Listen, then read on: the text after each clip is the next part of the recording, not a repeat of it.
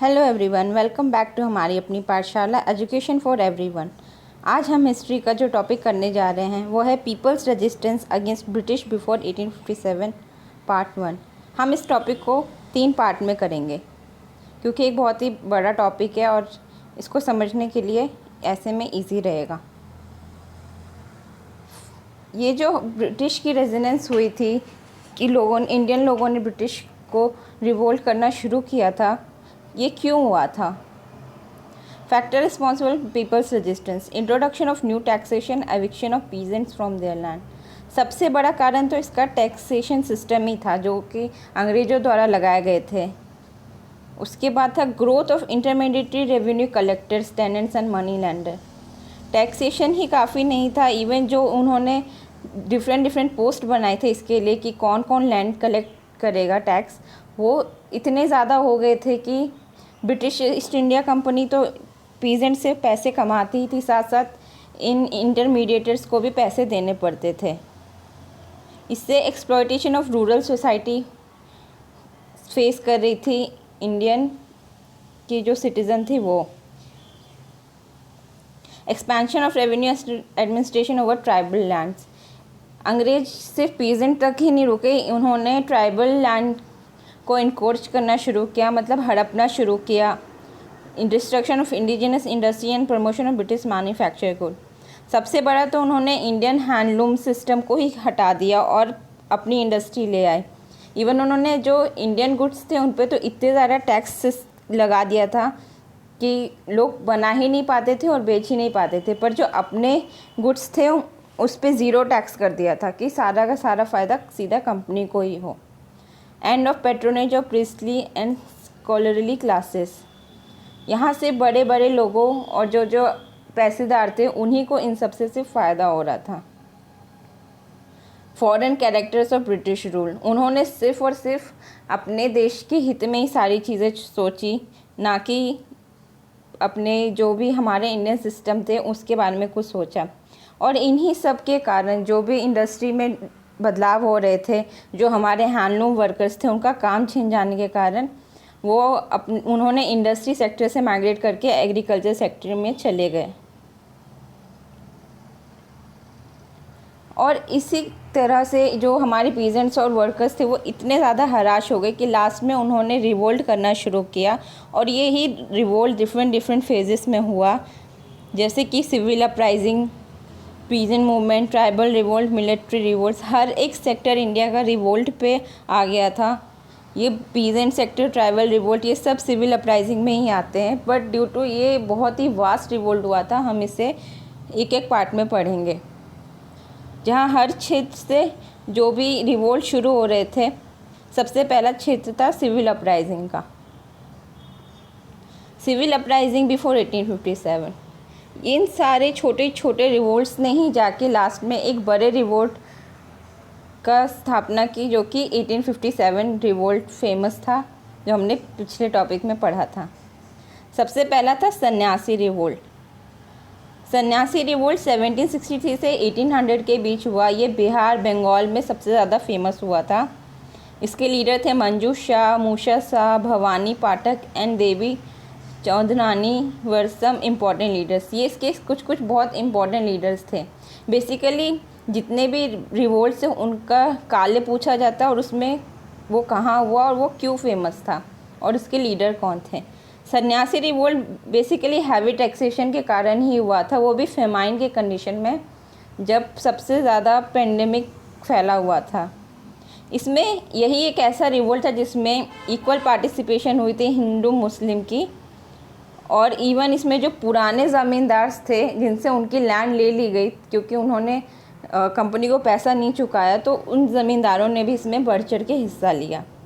Rebellion in Midnapore and Dalbhum, Midnapore में और डालाबम में जो रिवोल्ट हुआ वो 1766 से 67 तक चला।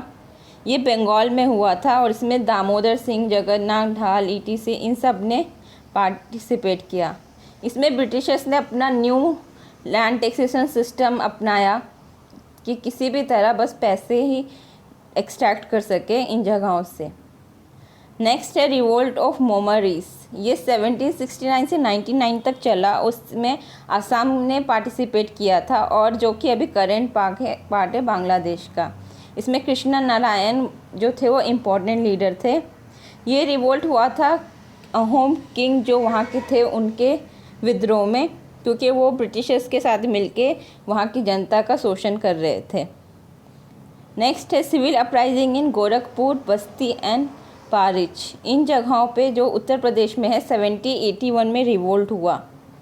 यहाँ पे वॉरेन हेस्टिंग जो थे उन्होंने उस समय टीपू सुल्तान से लड़ाई कर रहे थे और उन्हें पैसों की नीड थी, तो इसलिए उन्होंने एक इज़रदार नाम का पोस्ट बनाया जो कि ज़्यादा से ज़्यादा लैंड कलेक्ट कर सके। और वहाँ की जनता इतने पैसे देने के एवज में नहीं थी, तो उन्होंने यहाँ विद्रोह शुरू कर दिया।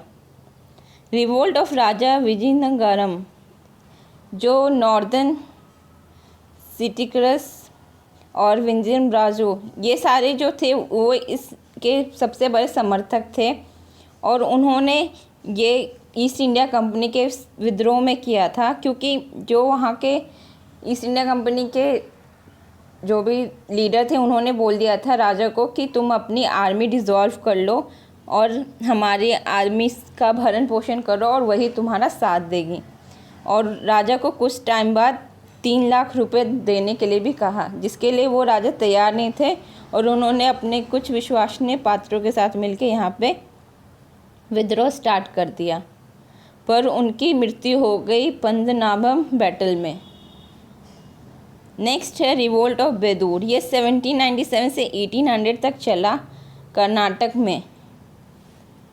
बेंदूर में जो थे वहाँ पे दूधियावाग सबसे फेमस लीडर थे, जिन्हें टीपू सुल्तान ने मुस्लिम बनाकर अपने जेल में डाल दिया था। जब टीपू सुल्तान की मृत्यु कर दी गई लॉर्ड गवर्नर द्वारा, तो ये आज़ाद हुए और उन्होंने फिर से विद्रोह स्टार्ट किया, पर इससे उनको कुछ ज़्यादा फ़ायदा नहीं हुआ। नेक्स्ट है रिवोल्ट ऑफ केरला वरम पाशाजी राजा। इन्हें लायन ऑफ ये केरला भी कहा जाता है। इन्होंने 1797 से 1805 तक विद्रोह किया। ये हेड थे कोयट्टम के मालाबार कोस्ट के पास और इन्होंने भी हाई टैक्सेशन का ही विद्रोह किया था।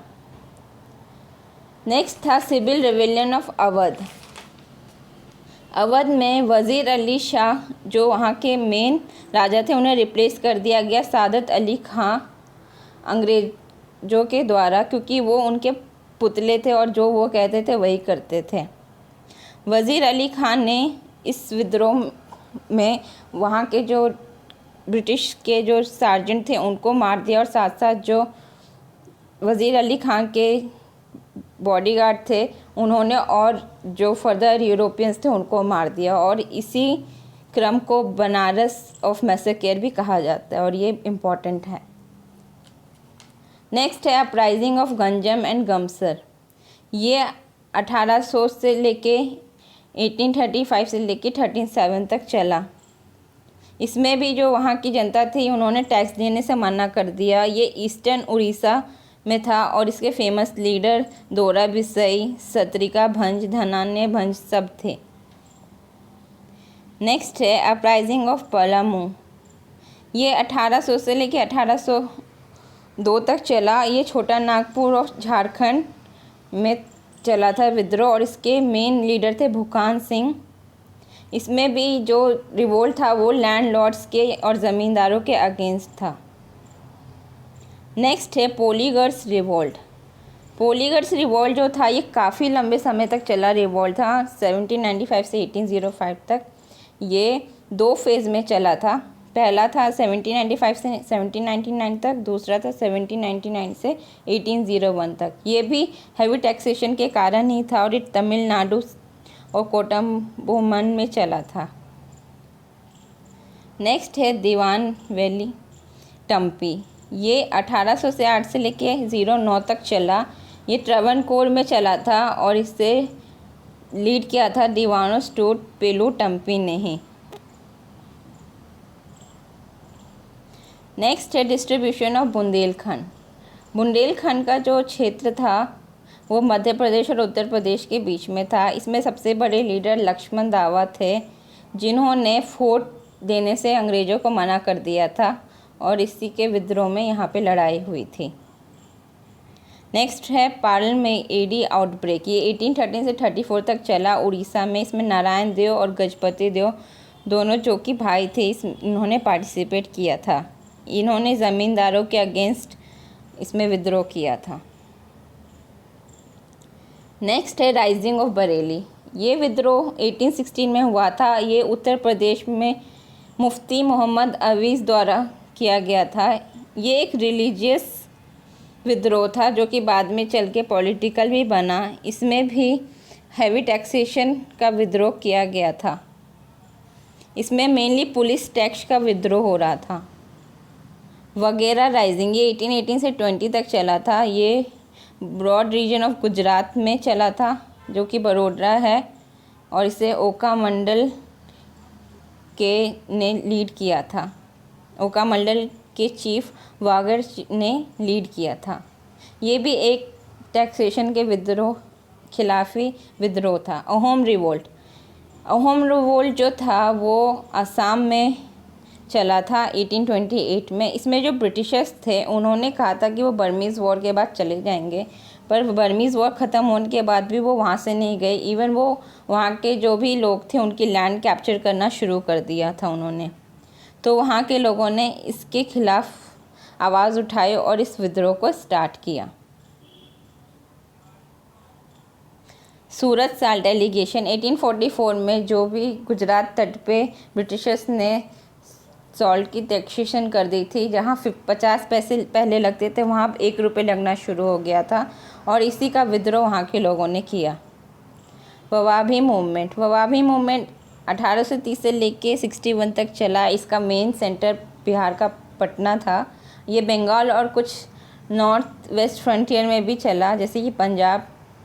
ये मेनली इस्लामिस्ट ट्राइबलिस्ट मूवमेंट था। इसमें जो सैयद अहमद थे उन्होंने कहा कि जो भी मुस्लिम हैं उन्हें अरबिक मुस्लिम की तरह रहना चाहिए, मतलब कि प्योर मुस्लिम की तरह रहना चाहिए, और इवन उन पे जो भी इन्फ्लुएंस है ब्रिटिशर्स का या क्रिश्चियनिटी का, ईसाई धर्म का, उसे पूरी तरह से ख़त्म कर देना चाहिए। लास्ट है कूका मूवमेंट 1840 से 1872 के बीच में चला। ये पंजाब में एक रिलीजियस मूवमेंट था भगवत जवाहर मल द्वारा, जो कि लास्ट में ज़्यादा पॉलिटिकल में कन्वर्ट कर दिया गया। इसमें बेसिकली जो थे वो सिख लोगों को उनकी असली पहचान में लाना था। उसमें उन्हें सिख के ख़िलाफ़ हो रहे डिस्क्रिमिनेशन और कास्ट सिस्टम, इन सब चीज़ों को ख़त्म करना था। उन्होंने डिस्करेज किया था कि कोई भी मीट नहीं खाएगा, अल्कोहल का कंजप्शन नहीं करेगा, और जो भी लेडीज़ हैं या फिर जो जेंट्स हैं वो घर के बनाए हुए, यानी कि जो इंडियन कल्चर द्वारा बनाए गए कपड़े हैं सिले हुए, वो पहनेंगी। और उन्होंने बॉयकॉट किया था इंग्लिश सिस्टम का, इंग्लिश लॉ का, इवन इंग्लिश एजुकेशन का भी। यह एक तरह का स्वदेशी आंदोलन ही था जिसमें जो भी थे सिख, उन्हें अपने असली पहचान में लाने का मकसद था। तो गाइज़ ये था इस बार के जितने भी रिवोल्ट्स, सिविल अपराइजिंग्स थे उसके बारे में। आगे हम नेक्स्ट वीडियो में पढ़ेंगे ट्राइबल अपराइजिंग, पीजेंट अपराइजिंग और मिलिटेंट अपराइजिंग। अगर आपको ये वीडियो अच्छा लगा तो चैनल को सब्सक्राइब, वीडियो को शेयर और लाइक ज़रूर करिएगा। Thank you for watching.